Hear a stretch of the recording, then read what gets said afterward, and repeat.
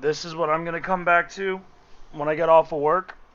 Good lord. I didn't think that stream was going to be that long today, but apparently, uh, these notes said otherwise. So, here we go. Ladies and gentlemen, boys and girls, tankers of all ages, Dom here again with another patch notes 10-15-21. Now, I actually was able to get home at a decent time, well, relatively, on a Friday night, so I'm able to do the notes tonight.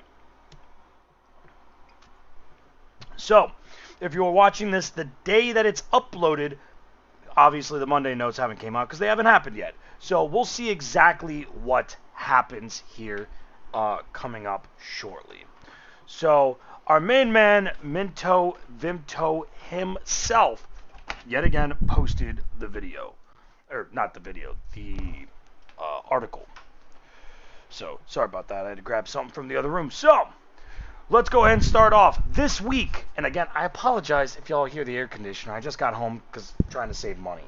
So I just turned it on. So, this week, they were finally retired all Cold War maps from World War II random battles. Very, very excited. Added Ghost Town to World War II tiers 9 and 10. Everyone loves Ghost Town. I'm not mad about it. Cold War Marks of Excellence earned now display in the Medals tab. That's nice to see. Good to know. The garage camera no longer adjusts left or right when moving between tanks, working on a significant speed boost for navigation. This has been a massive problem for a lot of players, including myself. When I'm just trying to quickly go through tanks to find something that I want to play, I have to go at an incredibly slow pace because the game can't handle it. So I like to see that. It's a small quality of life change, but it is good. It is very, very good. The daily play challenge is now live until the 25th of October. So if you're watching this the day that it's uploaded, you have 10 days to possibly get that Churchill 3. So next up, the new German Sturmtagger line. The free XP conversion bonus is live. We are currently monitoring the bar for possible balancing. We require a few more weeks of data to get a better picture. The 33B has a 49% win rate. I love that it says the bum bar. The Bum Bar has a 50% win rate. The Panzer has a 51%. The Sturm Tiger P has a 50%. The regular bar has a 48%. And the Sturm Tiger has a, good lord, has a 51% win rate. The tanks are very, very rough to get used to for a lot of people. If you play a lot of derps, you know how the tank runs. A lot of people seem to assume that you are just going to automatically pen tanks, so you just shoot wherever. That's not how that works. So the numbers seem a little high yet again, of course, because all of the top players are probably playing the tanks right now at a free XP. So some of the numbers may seem high. The tanks that I do see 100% that need to be buffed, I definitely believe have to be the 33B. The 33B apparently is straight garbage. It's not even a derp. And the bar. The bar itself, from what I've heard, is atrocious. So I believe they're looking at trying to buff the whole line somewhere. I don't know exactly what they buffed though. Shorter reload makes it really unfair because it's HE Splash. Like, what do you want from it? But I think maybe a small mobility buff, and or either a concealment buff or a slight armor buff would be good for it. It just needs some form of survivability in one of those areas. Just because it lacks mobility, it lacks concealment, and it lacks armor. That kind of sucks. Like it's kind of ass. So we'll see what's going on in the future. The tanks Reforged, the E50M line has officially been noted. So, the E50M line, the E50M has a win rate currently of 51%, 1% higher on average than 210 mediums. And we'll skip the rest of the stats for now, but if you want to see the stats, here they are. Moving on. The E50 has a slightly higher than 50% win rate.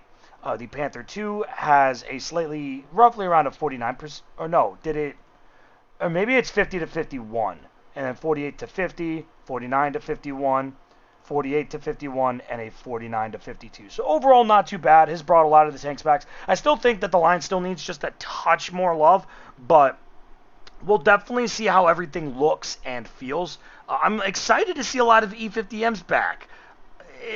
Don't get to see it a whole lot, and it's got a very unique playstyle, so I'm very excited to see it.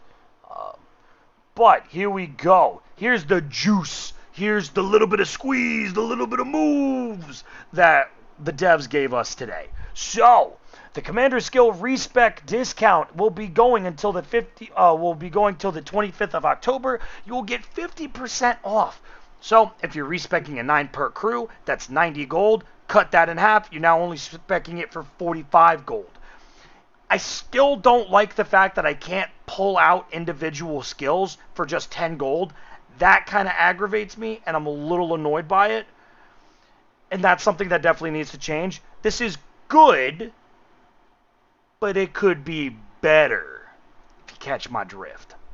So, the new season is going to be called Kinetic Fury Season. And I saw leaks, and I saw information about this. Not leaks, but like people posting on Twitter and people posting after the stream. I was seeing a lot of this going on. The Ultimate Pass is 6,000 gold. That's less than 50% of what the rest of the regular Ultimate Passes have been. That is huge. I am excited about that. That makes me very happy because it also contains the new Monster Tank and the Ravenous Rolf 3D Commander. The only problem I have with that is that there's only one Monster Tank. Normally, don't they come in pairs? They'll probably end up releasing a second one later along. But they'll give you one earnable and then one that you probably have to buy, which overall, I get that. Makes sense. It's typical business deal. But it's nice to see that we'll actually get a Monster Tank. I think, is that the first time in a season pass that we'll be getting a Monster Tank? That's pretty fucking dope. So I'm really excited about that. At level 100, you will get the NM-116 Cold War Alliance Post-War Tank Destroyer. Another Cold War tank, don't really give a shit.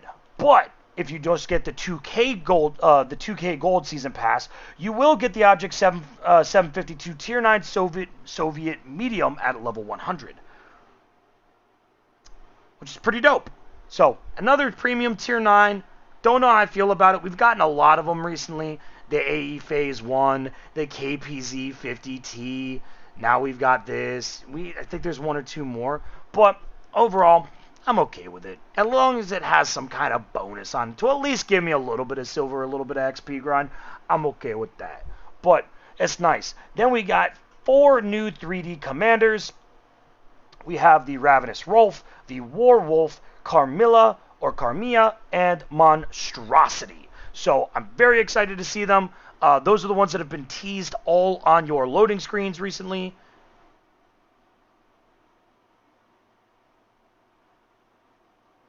Possibly. I think. I don't know. I'm very tired. I am very, very tired. I apologize. Then there's the return of the Monster Hunter Challenge. Pick your monster, and you can choose from any of the previously released monster tanks, except licensed tanks. What do they mean by this? What they mean is that you're not going to be able to get the Hot Wheels tanks, such as the Fangula or the Dreaddozer, because they are marketed and contracted by Hasbro. So, unfortunately, if you were looking to try and earn them this year, you're not going to be able to. I don't even know if you'll be able to buy them. But you'll still be able to get all of the older tanks. So if you're still missing a couple of them, like I am, you'll be able to go ahead and grab those and at least pick one of them. So that's really hype. I'm very excited. So the Monster ×2 Commander XP, all monster tanks earned or purchased at any time will receive ×2 Commander XP during Halloween. I like that. I trained a crew to 5 or 6 perks playing the Halloween mode doing this. Put some ×2 ×3 boosters on, you'll just be fine. The Monster Drop Challenge. Random drops when playing and purchased Halloween tanks in a certain time frame. probably around the end of October to beginning of November. They'll probably do it like they did last year, where it's roughly about a week to a week and a half where you'll get bonus drops for the week surrounding Halloween. So the Halloween Garage will showcase on insider information on Monday, so you guys will have to wait till next week for that. And the Monster Keycard Sale and Monster Tank Bundles. Very excited about that. Now, on the 26th, not next week, the week after, the Monsters Awakened mode returns, and your boy is hyped for that. Your boy's going to be doing a 24-hour stream on Halloween showcasing this bish. So, I'm very excited. And it's going to be nothing but the Halloween game mode. Because your boy loves that shit. So, we did get information about the tanks Reforged. It's going to be the Chieftain line. Now, when Minto in the last patch notes said, related to MI6, I knew it was going to be a British line. I'm a little disappointed that it's the Chieftain. Hear me out. The Chieftain's not in a great spot, but it's not garbage. Let me explain. The Chieftain is a great noob stomper. It is a phenomenal noob stomper. However, it's ass against veteran players because they know where to pen you every single time. The problem is, that's kind of what the Chieftain does. So, I'm a little aggravated that they gave us the Chieftain rework and not the FV215B, the Fireball, the back turret, whatever the hell you want to call it. I would have rather preferred a rework on that, because people have been like, oh, it got buffed. No, the tank is still goddamn ass. It is ass. It is so unbelievably trash. The FV215B, the heavy tank, not the Death Star, the heavy tank, is garbo.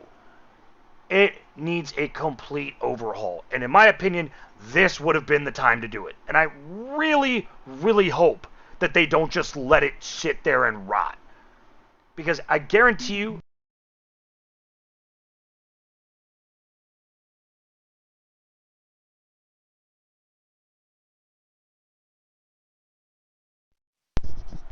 sorry about that, my headset died right in the middle of when I was saying that. I guarantee you that people have already been selling their 215Bs going, there's no point in playing it. It's a garbage tank. Like, I hate to say that, because every tank should be viable in its own regards. But the 215B heavy is just garbage. It's just bad. Like, Wargaming, please. If you're listening to this, give it some love, man. Give it some love. Good lord. But in the tech tree line, you'll be seeing buffs on the Chieftain, the Conqueror. Why is the Conqueror getting a buff? What the fuck? It should be getting a nerf more than anything else. At least I'm going to assume that it's getting a buff, because the rest of this line kind of needs a buff. Actually, I don't think the Conqueror or the Carnival really need a buff. They can stay the same. The Black Prince, the Churchills, yeah, okay, those could use a small buff. I agree with that. And then we're going to get 6 premium tanks to get changes. The Carnival Action X and the Paladin, the FE201A45 and the Black Edition of it, the Black Prince Prototype, and the British Bulldog. So, that's interesting that they're going to be buffing the Bulldog. Don't know what they'll buff on it, but I'm excited to see. It's TOG 2.0, basically. Then, here we go. Here's some other stuff that you guys would like to know. The Armadillo... God, I'm so cringe. The Armadillo changes are still being tested. During testing, a camouflage bug was found and will be fixed on Tuesday. Well, there you go. The Xbox Super Test. Recruiting will open again soon. So, for all of you Xbox players out there that are trying to get on the Super Tester, here's your chance. Have at. Hop on that shit. See what's going on. So, that's really, really cool to see that they're actually opening it up for the Xbox players. So, that's hype. The map list rotation has been adjusted to a random cycle. It's garbage, and I hate it. Performance rating system to support a competitive type of event in random battles, now being planned for November if all goes well. Wait, what? Hold on, I gotta take a sip of my cider real quick. Performance rating system to support a competitive type of event in random battles, now being planned for November if all goes well. Is it going to be clan-based? Is it going to be individual player-based? They didn't really tell us anything, at least here on the patch notes. For those of you that watch the stream, let me know if they said anything specific about this, because I don't know what the hell. I don't know. Maybe it's going to be another Wargaming clan war, maybe? I don't fucking know. Spectator HUD. We have gathered together a number of bugs and improvements. They are with UI at this time. Thank God. I really, really want to see an improvement to spectator mode in custom games. It severely needs to be worked because it is so god awful right now. It is so bad. And last but not least, the Hellfire Pass community test is ongoing at this time in custom games. So, nice to see. But, yeah, overall, actually, a lot of really good stuff here. I can't even stunt. There's a lot of really good shit here on this Friday's patch notes. Really, really good. We haven't had a really solid, just overall good set of patch notes in a couple of months. Ever since we saw the fact that they were going to be reforging during when they first announced Tanks Reforged. That was a good patch notes. But this is kind of a banger. It's not uber banger. It's not like I'm going to go nuts over it, but I'm happy about it. So, it's good to see. I think the biggest thing that I like is the changing the maps is easily number one. Glad to see that. I will never have to fucking play Mannheim ever again. I still don't like these numbers. They're still, they didn't give it enough time to get changes. The Sturm Tiger line is feeling a little weird, so I'm glad that they're acknowledging that they might change some of that stuff. So that's good to see. Halloween, your boy's always going to be hyped for Halloween. Halloween is good. And the biggest thing is the fact that the Ultimate Pass is 6K gold. It's not as expensive as shit anymore. Do you know how fucking hyped I am for that shit? Whoa! Oh my god, this brings me so much joy. It's actually affordable. Like, in all honesty, that is affordable. Like, 2K gold is what? 15, 16 bucks? Right? Because $10 gets you, I think, $12.50 gold? Something around there. So that'll get you the regular season pass. So roughly about maybe like $20, $30 will get you the full season, ultimate season. That's really nice. That is a really nice touch, and I'm very, very happy about that touch. I've been bitching and moaning about the fact that the ultimate passes have been costing so much money, and in my opinion, they're a waste. Because you get some bullshit tank, and for the past 2 seasons, it's been about Cold War. So no one's giving a shit. So it's kind of like, whatever. But either way, I'm excited. It's really cool. There's a lot of really great stuff. And again, the Halloween game mode is... Oh, your boy is hyped. So let me know in the comments below what you guys thought about this week's patch notes. And what you're hyped most about. So, yeah. But thank you guys so much for stopping by. I hope you all have a wonderful morning, afternoon, evening, wherever you are. And as always, good hunting. I'll catch you guys next time.